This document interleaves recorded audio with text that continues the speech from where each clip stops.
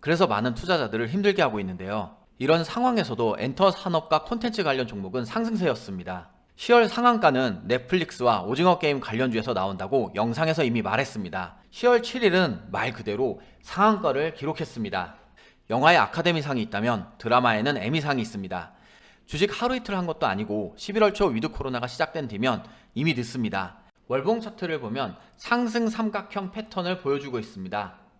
아직 차트가 상승 추세이고 다음 주에도 더 기대해 볼 만한 엔터주 탑 7입니다.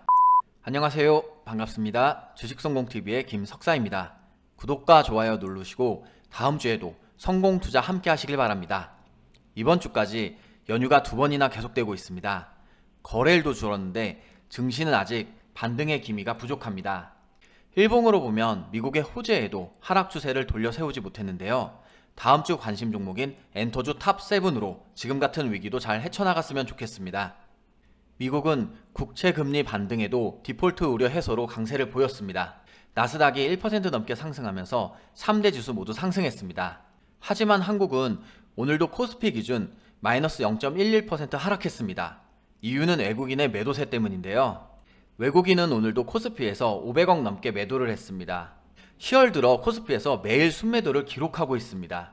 호재가 나와도 매도하고 악재가 나오면 대규모로 매도하고 있습니다. 그래서 많은 투자자들을 힘들게 하고 있는데요. 이런 상황에서도 엔터 산업과 콘텐츠 관련 종목은 상승세였습니다.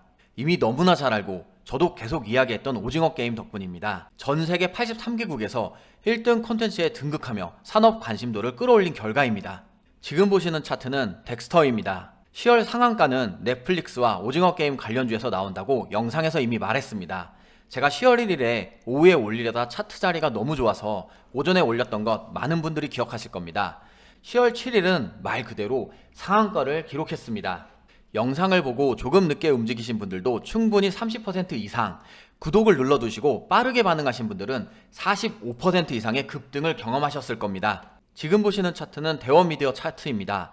덱스터와 함께 알려드렸었죠. 대원미디어도 10월에는 미디어 컨텐츠를 봐야 한다고 알려드렸던 종목이었습니다. 대원미디어 역시 천천히 움직이셨던 분들도 최소 10% 이상, 최대 20% 이상 상승했습니다. 하지만 더 중요한 것이 있다고 말씀드렸습니다. 지금 같은 증시에서는 대응을 잘해야 한다는 것입니다. 작은 수익에 감사하고 너무 큰 욕심을 부리지 않는 것이 정말 중요합니다. 그렇다면 이렇게 하락하는 장에서도 좋은 결과를 기대할 수 있습니다. 구독과 좋아요를 눌러두시고 좋은 정보와 분석으로 발빠르게 수익 챙겨가시길 바랍니다.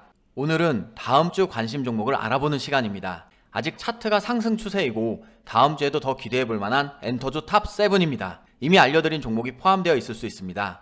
다음 주 주도주를 예상하는 관심 종목입니다. 상승 추세인 종목도 있고 바로바로 대응이 필요한 종목들도 있습니다. 종목이 좋다고 바로 움직이지 마시고 차트의 흐름을 공부하며 스스로 대응이 가능하다는 판단이 설 때 접근하시길 바랍니다. 아직 증시의 변동성은 급등나기 심하니 짧게 보시길 바랍니다. 오징어 게임이 시청률뿐만 아니라 미국의 에미상 후보에 오를 것이라는 관측입니다.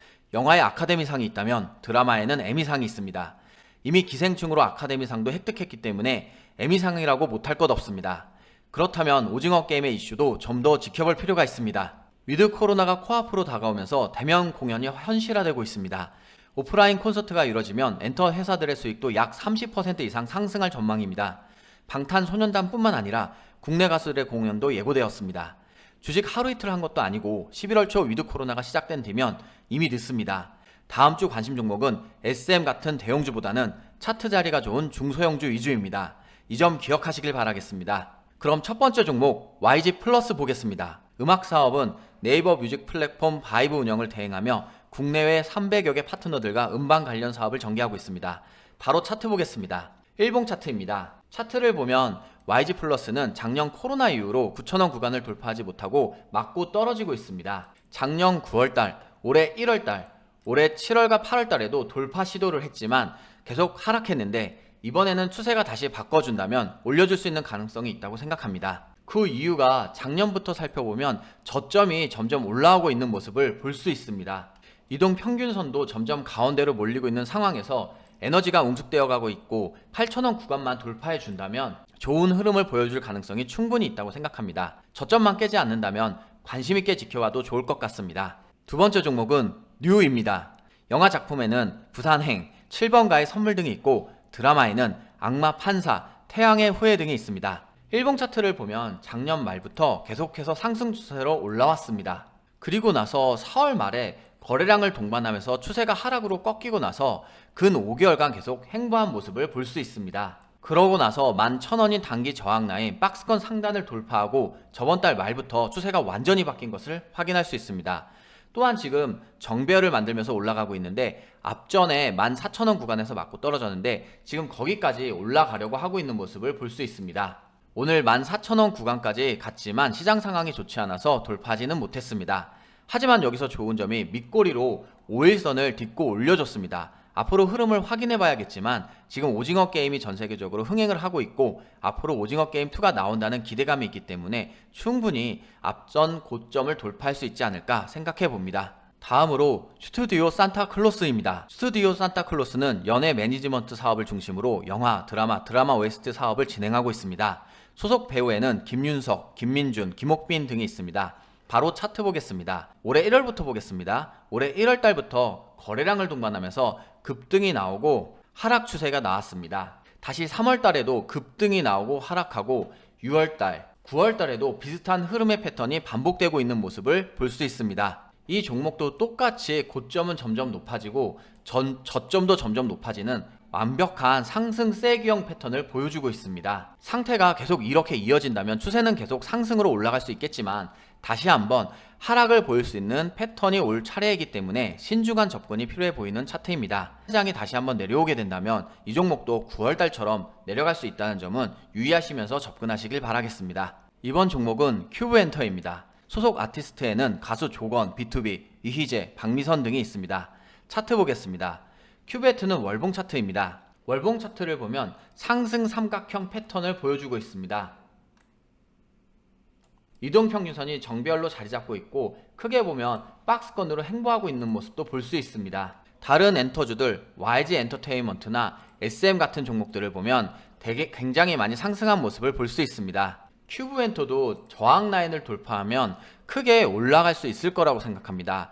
아직 엔터주 중에서 올라가지 않은 종목이라서 대장주들이 움직이고 그 다음으로 움직일 차례라고 생각합니다. 다음 종목은 키이스트입니다. 키이스트는 영상 콘텐츠 기획 및 제작과 매니지먼트 사업을 영위하고 있습니다. 드라마 하이에나, 보건거사 아는형 등을 제작했고 배우 손현주, 김서영, 김동욱 등이 소속되어 있습니다. 키이스트 일봉 차트를 보겠습니다. 일봉 차트를 보면 저번 달과 이번 달에 저점을 2번 정도 찍고 상승 추세로 보여주는 모습을 볼 수 있습니다. 또한 단기 이동평균선이 장기 이동평균선을 돌파하는 골든크로스를 보여주었습니다. 사실상 지금 추세가 완전한 상승 추세로 보이고 올라가고 있는데 지금 상황에서는 앞전에 올라갔던 17,500원 구간까지도 갈 수 있지 않을까라고 생각을 합니다. 하지만 여기서 맞고 떨어진다면 다시 121선까지 내려갈 수 있다는 점도 유의하시면서 접근하는 게 좋겠습니다.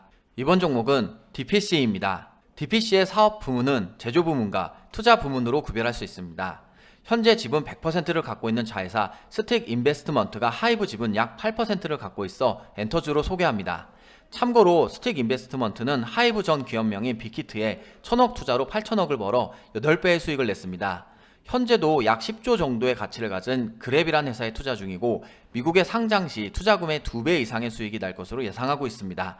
그럼 차트 보겠습니다. 올해 들어서 4월 달에 상승을 했다가 지금까지 계속 행보를 하고 있습니다. 10월 6일 시장이 많이 내려오면서 같이 많이 빠졌었지만 오늘 다시 회복하는 모습을 보여주었습니다. 지금 엔터주들이 계속해서 상승하고 있는 상황에서 이 종목도 아직 저평가되어 있다고 생각합니다. 또한 지금까지는 아직 이동평균선이 역배열이긴 하지만 오늘의 양봉 캔들로 해서 이동평균선을 돌파하고 안정적으로 다시 행보하게 된다면 추가적인 상승을 조금은 기대해봐도 되지 않을까 생각하고 있습니다. 이슈가 있다면 가능성이 충분히 있다고 생각합니다. 지금이 저점이라고 생각하고 15,000원 정도의 구간을 돌파해준다면 앞전에 올라갔던 구간까지 충분히 올라갈 수 있을 거라고 생각합니다. 마지막 종목은 대원미디어입니다. 앞에서 소개했었지만 다시 한번 볼 필요가 있어서 가져왔습니다. 대원미디어는 만화 및 애니메이션 콘텐츠와 관련한 종합 엔터테인먼트 회사입니다. 닌텐도를 국내 유통하기도 했고 애니메이션 채널도 운영하고 있습니다. 이 종목은 10월 1일에 준 종목으로 지금도 수익 중입니다. 하지만 지금 계속해서 상승 추세로 올라가고 있고 정배열, 앞전에 올라갔던 구간까지도 올라왔습니다. 5만원 돌파 시에는 추가적인 상승도 기대해 볼 수 있을 것 같습니다. 이미 저항 라인인 4만원 구간을 지지 라인으로 만들어줬기 때문에 4만원만 이탈하지 않는다면 조금 더 지켜봐도 좋을 종목입니다. 힘든 한 주를 잘 보내셨습니다. 이번 한 주는 하락이 대다수로 많이들 피곤했을 겁니다. 다음 주 월요일이 대체 공휴일인 만큼 잠시 주식은 잊고 푹 쉬시길 바랍니다. 이렇게 쉽지 않은 장을 경험하고 버텨낸 여러분들이 곧 좋은 결실을 맺을 것으로 저는 믿습니다. 오늘도 수고 많았습니다. 고맙습니다.